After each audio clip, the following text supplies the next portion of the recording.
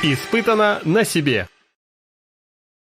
Я думаю, что многие знают, что я участвую в экспедиции по Иркутско-Якутскому ямщицкому тракту. Экспедиция стартует 15 марта с города Иркутск, и, соответственно, мы пойдем по следам ямщиков. Будет производиться все это на вездеходах. Но прежде чем отправиться в город Иркутск на старт нашей экспедиции, я думаю, будет очень интересно вообще познакомиться еще ближе, кто такие ямщики, да? Познакомиться с самим понятием Иркутско-Якутский тракт, вообще каким образом доставлялась почта в те, достаточно, я бы сказал, уже древние времена. И я думаю, что никто лучше об этом не расскажет, чем потомок государевых ямщиков. Сегодня мы в гостях у Василия Алексеевича Кулагина. Я потомок государевых ямщиков Солёкинского района. Моя почтовая станция называется Кочегарская. А вообще род Кулагиных пошел с соседней станции, которая называется Дельгейская, и наш предок является основателем Дельгейской станции. Вот эта дверь, это тоже она с очень большим смыслом. Вы видите, на дверь, это самое изображен, вот это дом, это родительский дом, где родилось несколько поколений нас. Сейчас, открывая эту дверь, мы с вами входим в прошлое. Эта дверь, поэтому я вас сейчас приглашаю в основное помещение нашего музея. Пожалуйста. Вот эти экспонаты, которые здесь есть, мы собирали в течение многих-многих лет. В течение многих лет. И, конечно, главная, самая центральная часть, ее занимают вот наши ямщицкие атрибуты. Якутский почтовый тракт, он, можно сказать, что сыграл эту решающую роль в развитии России в 17-18 веках. В 1743 году по указанию, опять же, царского правительства, некий служилый человек Баишев, ему дали задание, чтобы от Витима до Якутска построить первые 28 станций на этом участке. И поэтому, вот как только эти участки были освоены, мы стали считать, что началось регулярное сообщение по Якутскому почтовому тракту. Поэтому в этом году как раз исполняется 280 лет со дня регулярного сообщения. Вообще, это по положению на 1908 год между Иркутском и Якутском было 126 почтовых станций. Там как раз было разбито очень ловко пополам. 63 станции до Витима было и 63 станции после Витима до Якутска. А как это определяли у нас в Якутии, что едет почта? Вот поддужные колокольчики, дугу. Обязательно, в общем, ямщики имели колокольчики. У нас если хорошая погода, зимой примерно по реке Лени за 10 верст можно было услышать вот этот колокольчик.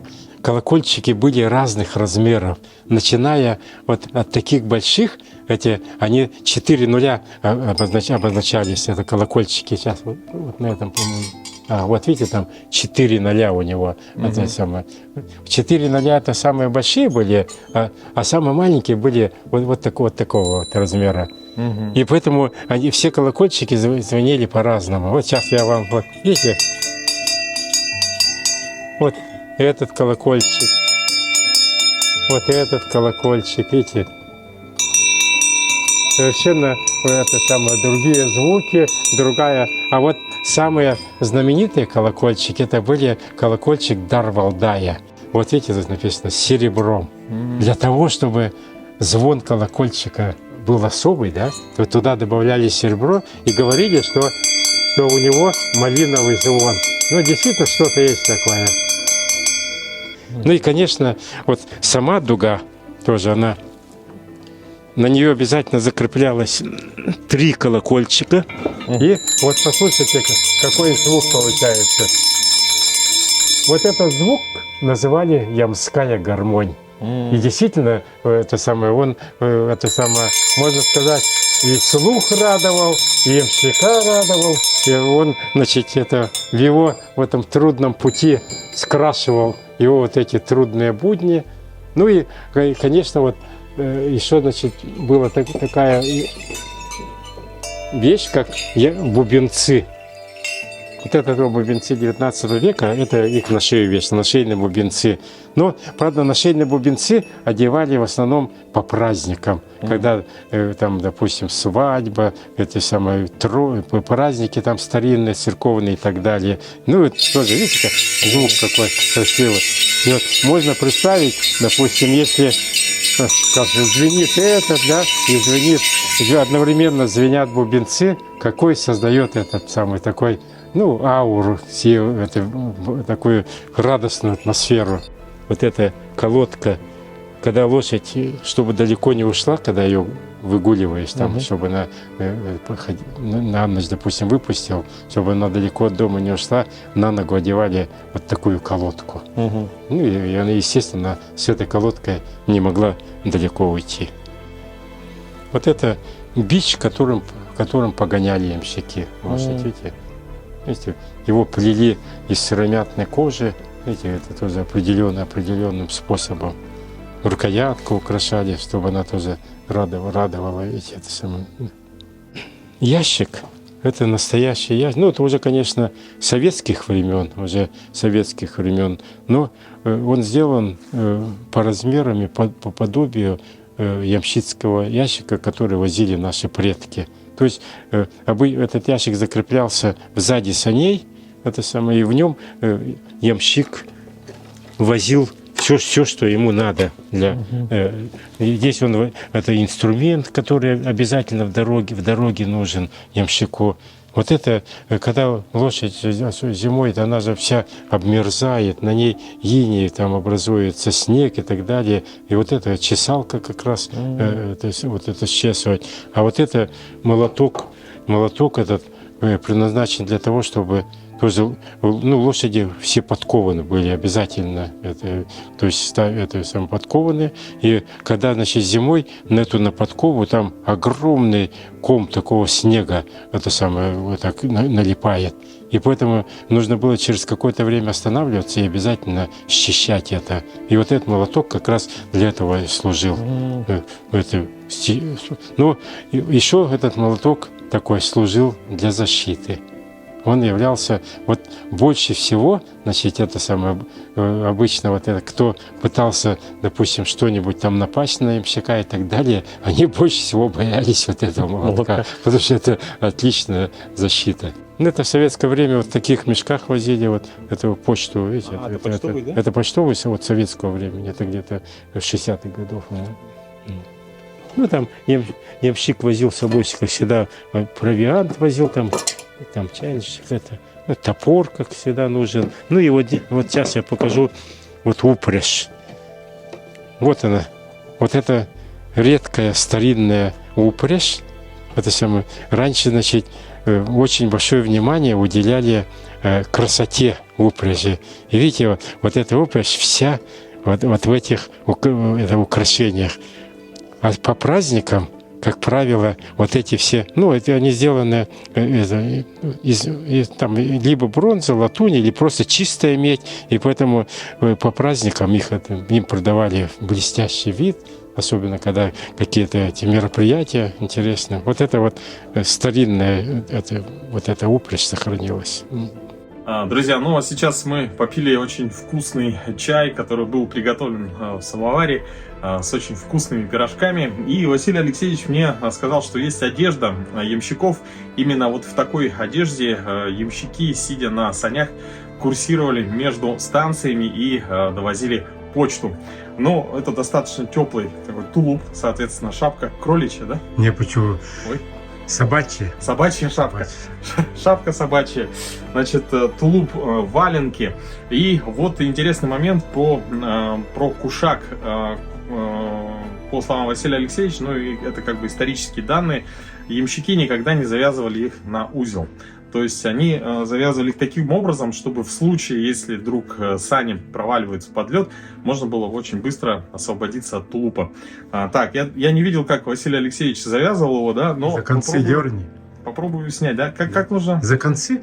За просто оба за концы? конца, Вот да. за два конца. Ага. И она снимется, да? Ну, в смысле, раз и все отпускает. Все, друзья, вот видите, какие вот условия были у ямщиков и вот такие вот народные хитрости.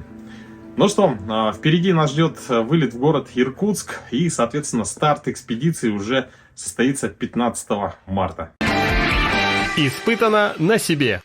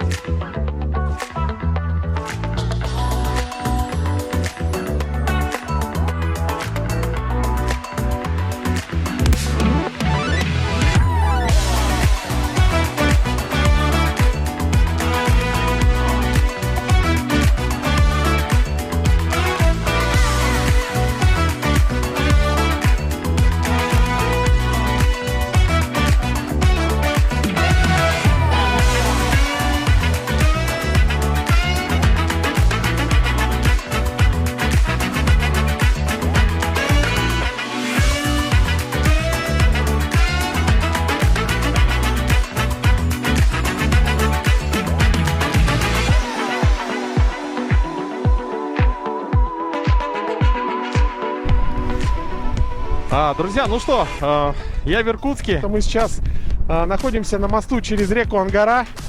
Это единственная река, которая вытекает из Байкала. Согласно одной из легенд, у могучего Байкала было много сыновей и единственная дочь, юная Ангара, которая была ему всех дороже. Вместо матери у нее была старая тунгуска, которая в песнях и сказках воспевала Енисея, правителя далекой Сибири. Когда пришло время выдавать дочь замуж, во владение Байкала потянулись женихи. Ангара же видела и знала одного лишь Енисея, от которого тайно получала весточки. Она знала, что ее грозный отец будет против и скрывала от него дары. Когда же Байкал прознал о секретах дочери, он обещал отдать замуж ее за первого просившего ее руки. Ангара была в отчаянии и сбежала из отчего дома, как только получила весть о том, что Енисей бежит ей навстречу. Разгневанный Байкал схватил огромную скалу и бросил ее на пути Ангары, но та обогнула ее и дальше устремилась к Енисею. А скала осталась у ее истока и называется теперь Шаман камнем. Байкал же продолжал строить преграды на пути дочери, топкие болота, непроходимые леса и высокие горы. Однако все дальше убегала Ангара. Когда расстояние между ней и Енисеем было всего 2 километра, Байкал в отчаянии бросил замок, что строил к свадьбе дочери. Ангара и Енисей ударились озимь и обратились реками, слившимися воедино. А развалины дворца теперь называют Стрелковским порогом. Течение очень большое у Ангары. За счет этого здесь находится несколько гидроэлектростанций. Комплекс ГЭС на реке Ангаре с суммарной действующей мощностью 12 тысяч мегаватт, среднегодовой выработкой 66 миллиардов киловатт-часов или 6% от общего потребления в стране. Каскад состоит из Иркутской, Братской, Усть-Илимской и Богучанской гидроэлектростанций. Именно благодаря этому каскаду в Иркутской области самый низкий тариф на электроэнергию по стране. Сейчас для населения действуют одноставочные тарифы. Это рубль 30 за киловатт-час для городских жителей и 91 копейка для сельских. В зимнее время она не замерзает в этой части. То есть это за счет течения. Ну и, конечно, в морозы, когда в Иркутске температура становится около минус 30 градусов. Говорят, что здесь очень плотный туман. Но в целом жители Якутска знают, что такое плотный туман. В принципе, примерно вот такая же картина. Вот. Ну и плюс летом река холодная. За счет того, что она вытекает из Байкала. Сам Байкал нагревается ближе где-то к августу. Более-менее комфортно. Можно в нем купаться. А так, в целом, практически 2 месяца летних Байкал такой прохладный, я бы сказал. Надо сказать, что погода в Иркутске по температуре выше, чем в Якутске. То есть тут потеплее, что-то около 8 градусов. Но за счет того, что местами есть такой достаточно... видите, даже рот у меня уже замерз. Но местами есть достаточно сильный ветер, который прямо очень как бы усиливает действие температуры минусовой. И в целом, вот, например, в руках без перчаток некомфортно. В общем, очень быстро все охлаждается. Сегодня воскресенье, но тем не менее движение достаточно интенсивное. Ну а в целом в рабочие дни здесь прям очень большие пробки. Вот, но это мы все, конечно же, увидим завтра и послезавтра. Получается 2 дня. Еще будем находиться здесь, готовиться к экспедиции. Вот, и в понедельник, уже буквально завтра, будем делать закупку необходимых вещей, которые нужно докупить для того, чтобы выдвинуться на маршрут.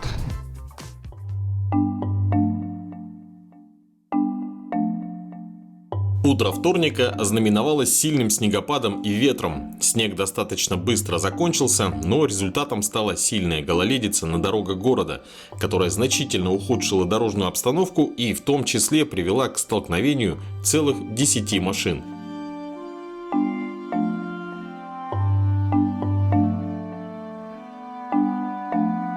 Друзья, сегодня второй день пребывания в Иркутске, и сейчас мы находимся на базе, где изготавливаются вездеходы, на которых мы поедем. Вот за моей спиной именно один из вездеходов Байкал. Давайте мы посмотрим, познакомимся с ним поближе. В целом производство находится в этом боксе. Здесь есть полностью все этапы производства, начиная от резки металла, заканчивая покраской уже готовых изделий. Ну и надо отметить, что, например, данное производство обеспечивает работой 40 сотрудников, 40 человек. Вот этот вездеход недавно пришел, буквально вчера, вернулся с соревнований «Байкальская миля». Я думаю, что многие наши зрители знают, что это за соревнования, которые собирают ежегодно большое количество зрителей и участников.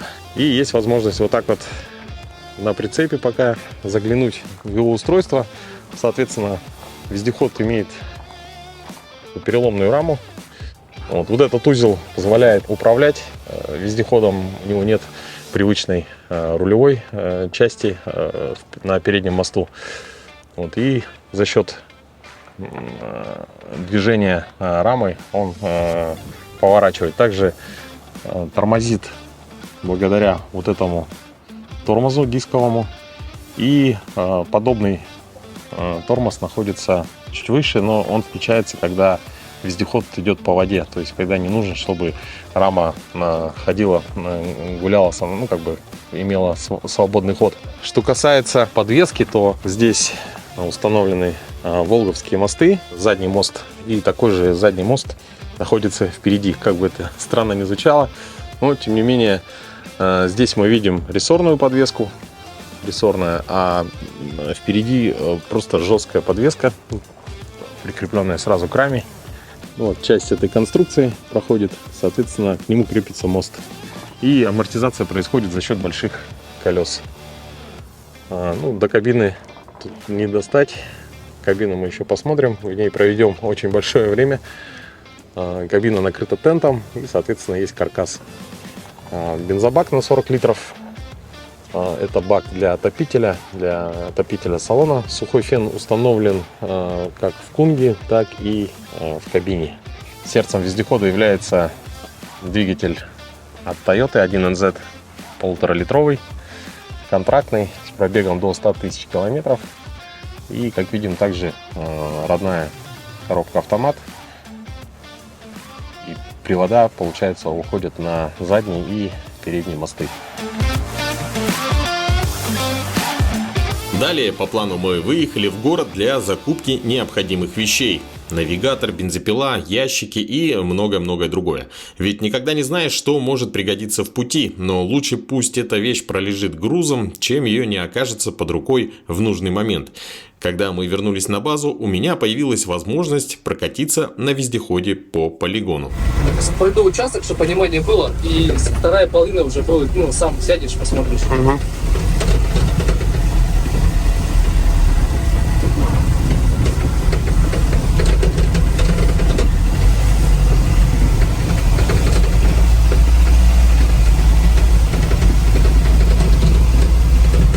Тут получается жесткая кабина, а там тент, да, у нас тентованная? Тент и тоже жесткая кабина. Ага.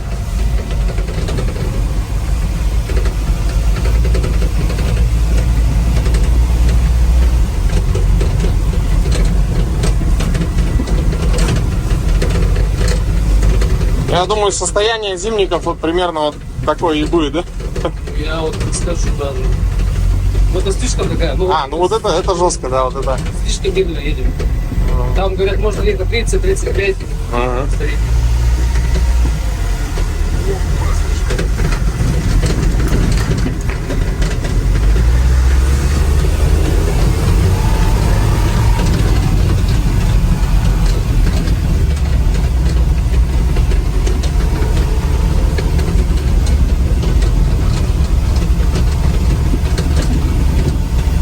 А, ну тут прямо полигон, да? Там, дальше. Ничего себе. Опа. Дальше. А тут нормально? Да? Пройдет, да?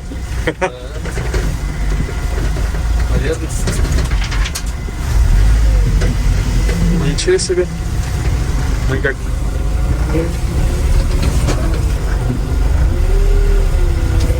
Опа. Лицо свое снимай. Да. В принципе, надо, как всегда, ну, привыкнуть, да, к технике, к возможности. То есть, когда садишься за... Да тут вообще где-то метр с весом.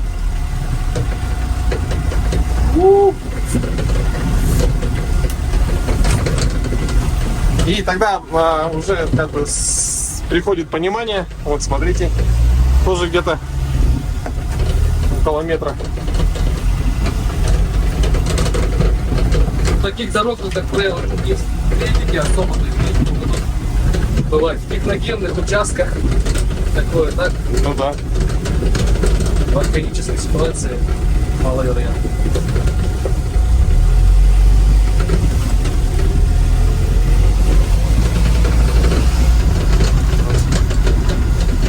Нет, туда что поехать? Да.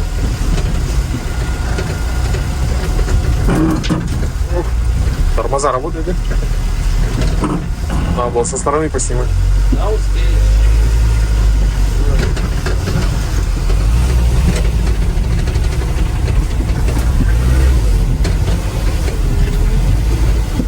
Так, сейчас поменяемся. Ага. Итак, Руслан, прежде чем начинаем движение, смотрим на показатели приборов. Не забываем, что это у нас еще вездеход, он находится на этапе обкатки. Смотрим температуру двигателя. Топлива у нас немножко, как раз для того, чтобы, ну, пройти обкатку. Итак, коробка стоит у нас, получается, автомат. Обычно это парковка, задний ход, нейтралка, дэшка, двойка, L. Покажем. Вот такой рычаг здесь. И также через тормоз, да? Да, тормоз левый, газ правый. Так, это задний. Задний. Это нейтралка? Нет, вот нейтралка. Вот нейтралка. Да. И вот передний. Дэшка. Вот дэшка. Нам дэшка нужна. Да, дэшка, вполне хватит. Так, ну что, поехали. Пробуем. Сначала слишком не торопись, потому что управление оно специфическое. Да, кстати.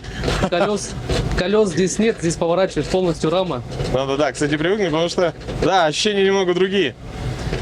Чтобы, ну, лучше понять, да, представление, чтобы в голове картинка сформировалась, можно по зеркалам смотреть на кузов, как он ломается. За счет того, что переломная рама и немного другие ощущения. Но, по словам Александра, люди, когда вкатываются уже, потом, ну, привыкаешь. А им хватает буквально вот пары часов для того, чтобы, ну, полностью воспринять, вот, понять принцип. Здесь у нас немножко лед. Ага, кстати. Сейчас будет небольшой экзамен, ну, вот, езжай также прямо и сделаем такой разворотик. Вот прямо езжай вот к тем вот... Вокруг леса сделать или вот здесь на полянке? Вот здесь вот, давай вот так вот, хоп, и на ту сторону. Смотрим на заднюю часть и направо. Даже вокруг этого можно проехать. Вокруг него, да? Да-да-да. Так, направо, да, нам? Мы можем также поехать тоже вдоль и вниз туда уйти к тому. Здесь она на рессорах или на жесткой? А, кстати, я не заметил, походу надо на жестко посмотреть. стоит. На жесткой, да?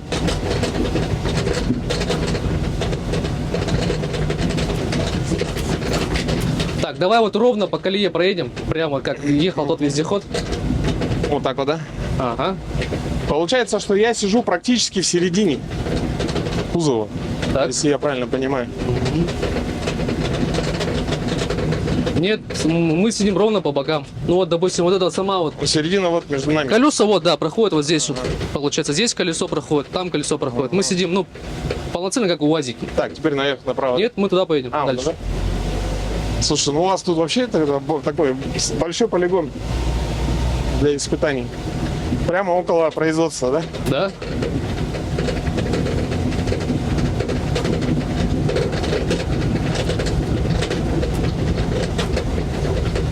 И тут все, ну вот во льду стало теперь.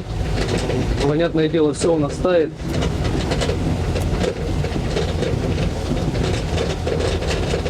Бывает такой еще момент, когда едешь на высокой скорости, ну скажем там 40-50, да, и тебе нужно повернуть экстренно, ну влево либо вправо. Тогда, конечно, нужно сбавлять ход до минимума, спокойно делать, выворачивать раму и поворачивать. Потому что на ходу делать тебя, ладно, ты выровняешься, повернешь, да, но потом тебе нужно еще столько же оборотов сделать, чтобы вернуться Ага. на ту дорогу, которую ты планируешь. Потому что ты так вот поедешь. Ну. Так, едем вот так вот. Сейчас будет такое первое прикольное испытание для Руслана. Здесь у нас есть вот такой вот подъемчик, так сказать, лайтовый, да, для нас, легкий. Лайто, там кто-то буксовал же. А кто-то, да, буксовал и не смог. Так, а куда надо подняться? Вверх, прям наверх он А туда это вот. буксовал вездеход же, видимо. Да, кто-то А нам- из наших. Так, а выезд куда? Вот Наверх, прямо-прямо? вот, прям наверх. А там дерево стоит. Нет, там нормально должно быть. Ну да, здесь лед. Ну сейчас попробуем, как раз и проверим. Я, наверное, даже выйду. Предлагаю здесь переключиться на двойку, чтобы он не переключался на дэшку. Можешь вообще на первый поставить? Можно на первый, я даже, наверное, сейчас выйду Ага. и со стороны сниму. Ну давай. Я не буду разгоняться, просто накатом. Попробовать. Скорее да. всего, Я вижу, она они проскользит, скользили. да. Я вижу, что они скользили. Ну, как А потом пойдет? можно будет спуститься и уже попробовать с разгоном. Там вот колея все есть. Ага. Все, Руслан у нас будет пробовать заезжать на первую преграду. По прошлым следам видно, что коллеги пытались, но не смогли. Да, там скользит. Ага. Да, скользко. Так, задний ход.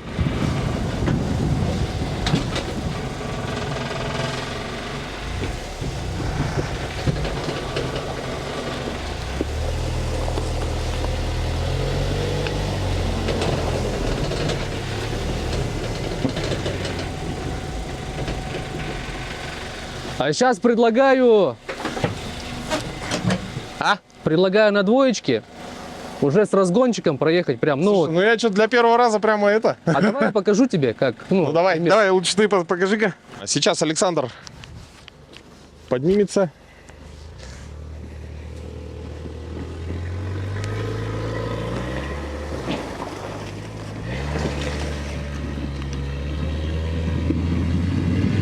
Скользко, скользко. Там скользко.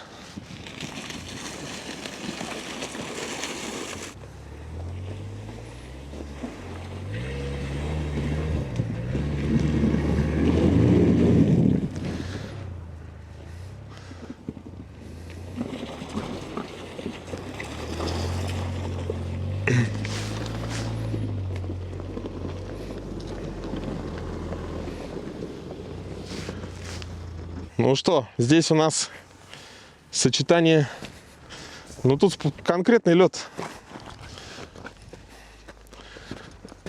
Нас же, по-моему, пешком служил, тут уже отшлифовали. Да, серьезная горочка.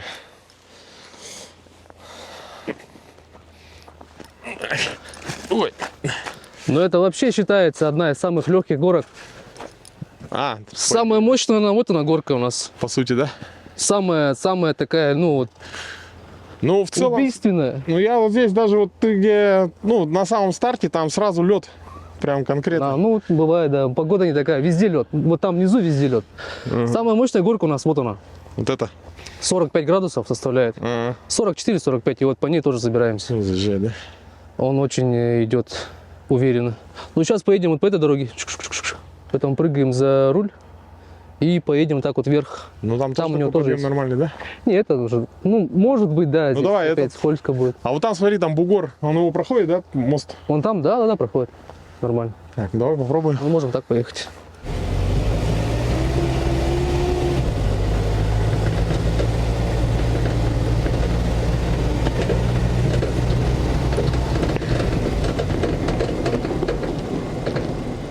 Так, тут на дэшке зайдем или Можно на первый? ЛДшке, здесь можем на ЛДшке ехать. Потому что, мне кажется, все равно не переключится. Ага, вроде. Да?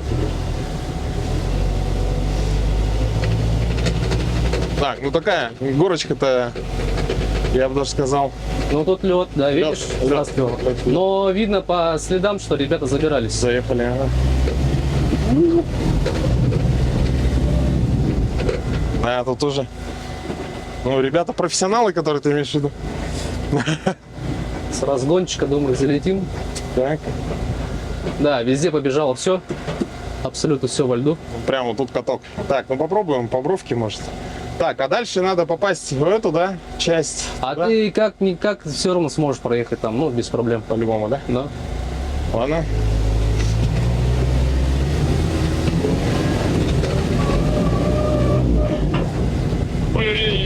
Не хочет. Тогда можем, да, по левой стороне взять. Там Сюда? вроде нормально, но Слушай, ну там и обрыв нормальный. там мы в него не упадем. Как зацепом быть здесь вот. Ну, как вот так, да? Вот так вот надо стараться держаться вот этими крайним левым колесом. Так, у меня сейчас такие необычные ощущения. Как понять, что он ровно встал? Вот сейчас, нет, сейчас ровно, ну почти Так, ровно. да? Ага. Да. Так, у нас носит этой, да? Ну, надо разгончик просто побольше, мне кажется, еще. Да нет. Ты меня прям погнал сразу на такое дело. Я думал, там по равнине поезжу еще. Так, ну что, погнали?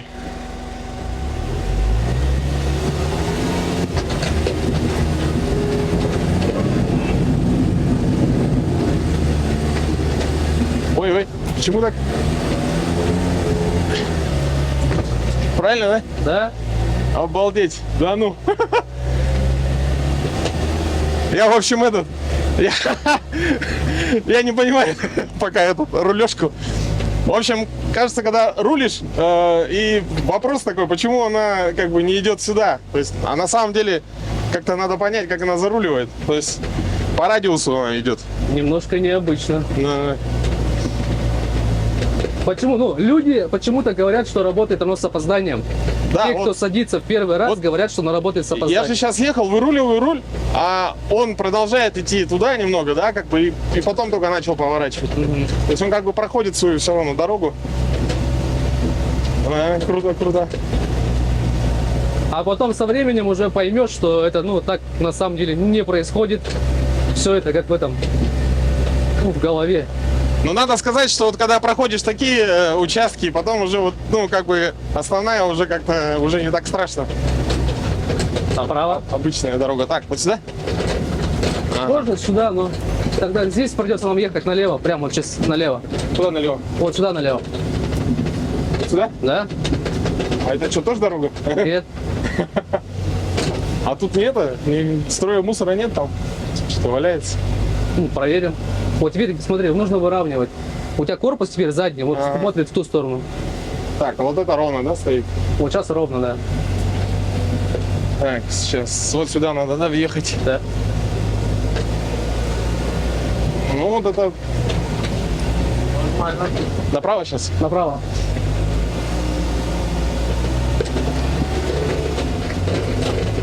Вот, видишь? Ага. Да.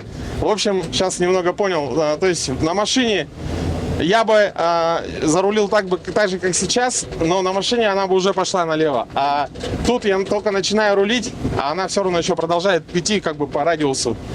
Поэтому идет такое запоздание. Вот. То есть надо на упреждение. На как бы работать. упреждение, да, все верно.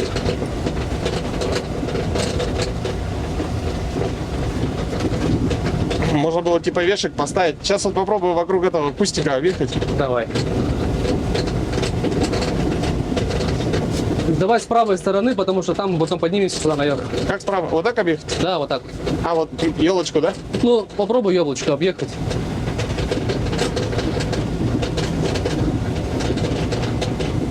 И куда? Налево. Прямо вот к дороге вон той. Наверху дорога Вон проходит. туда. Да. А прям туда наверх. Прям наверх. В смысле наверх? Ну, прям туда наверх. Там же дорога. Не, она закрытая. Да? Да. А, вот следы, да, есть.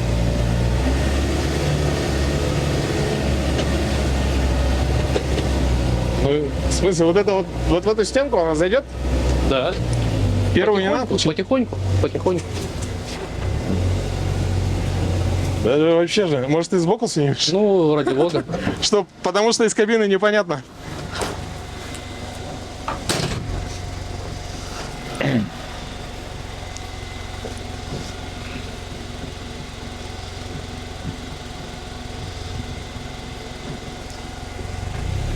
Так, попробуем прямо с места, потихонечку. Воу-воу-воу-воу-воу. Да ну! Да ну! Обалдеть! Жесть!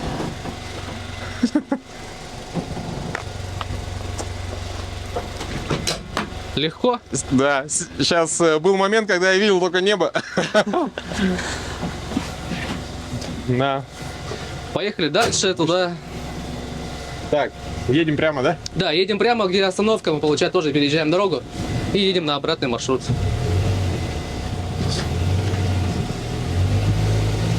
Слушай, ну у него свеса вообще, по-моему, ну, практически нет, да? То есть, вот, может, прямо такие... В этом плане, да. подниматься в горку, Да. Так. Вот прямо вот так вот надо проехать дорогу. Но тут уже надо посмотреть по сторонам будет. Ага, вот уже дорога, да?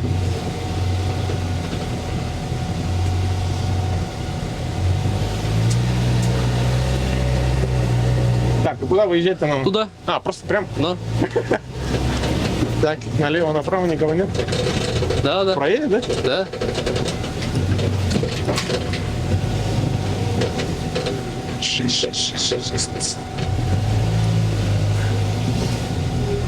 Вот так вот вдоль дороги поедем. Давай.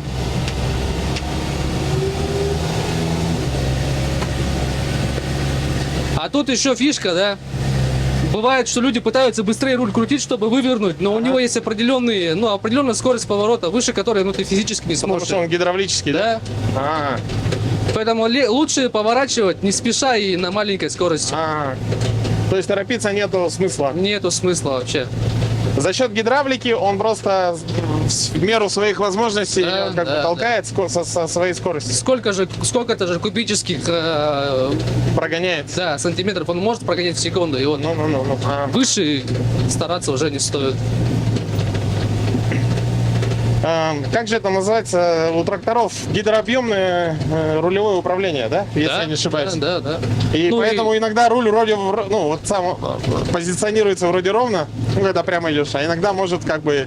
То есть у него нет фиксации. Нет, есть. Есть? Есть. Так я вот... Да? Я думал, нету. Но тут он сложно его поймать.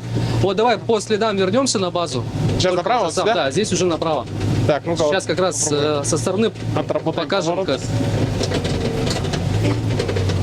как. Да, вот опять я немножко опоздал.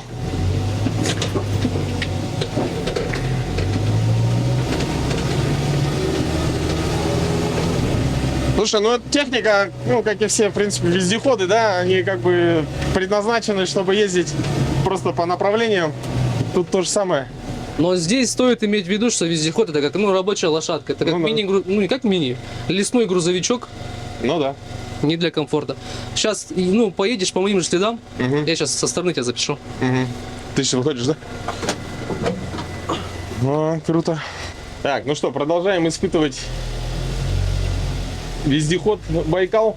Первое знакомство. Все-таки. Так, тут вообще и свесы тебе.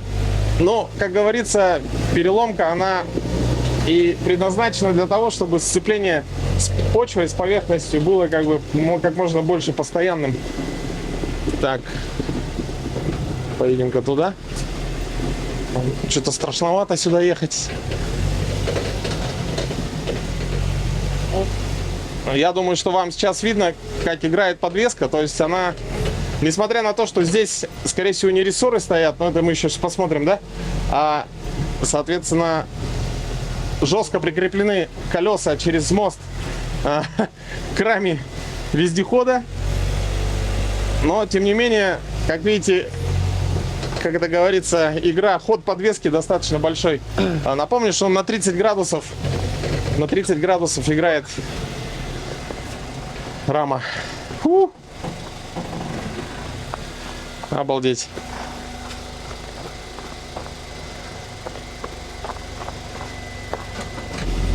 Ну, я думаю, друзья, вы сейчас видели наглядно. А ты, кстати, не заметил, там рессоры стоят или жестко? Не заметил. Не заметил, опять посмотрим. Несмотря на то, что, скорее всего, здесь на этом вездеходе даже не рессорная подвеска, а жестко прикреплена к раме, ход подвески, он очень большой. То есть за счет вот этой переломной рамы, и у вас есть там запас 30 градусов до тех пор, пока не сыграет ограничитель. А как ощущения были? Супер. Страшно было. Ну, это, как сказать, у меня был опыт, да, езды там по бездорожью. И вот, ну, это же со временем забывается, то есть, когда ты ездишь на гражданских машинах, вот, я сейчас еду, смотрю, куда я еду вообще, тут пешком можно там переломаться. Вот. Так. Так, скорость сбавляем здесь. Ага, и вот так потихонечку крутим, да? Потихонечку. Все.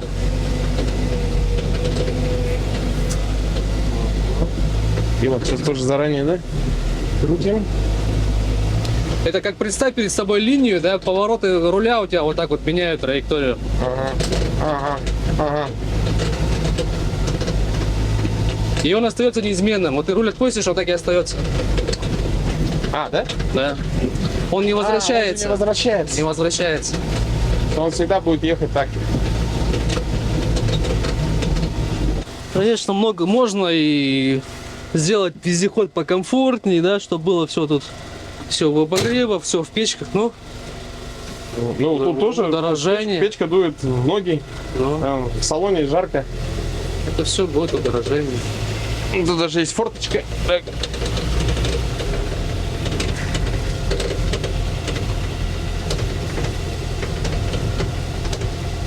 Поверни-ка вправо.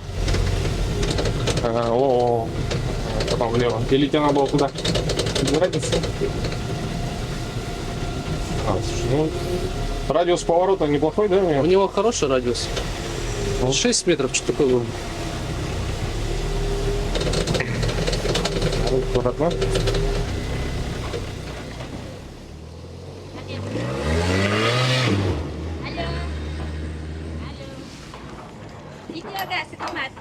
Вас снимать? Здравствуйте. Ну что, состоялось знакомство с вездеходом. На такой же машине мы поедем в экспедицию.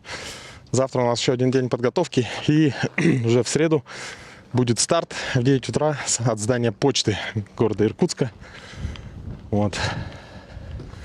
Ну, такая серьезная, интересная техника.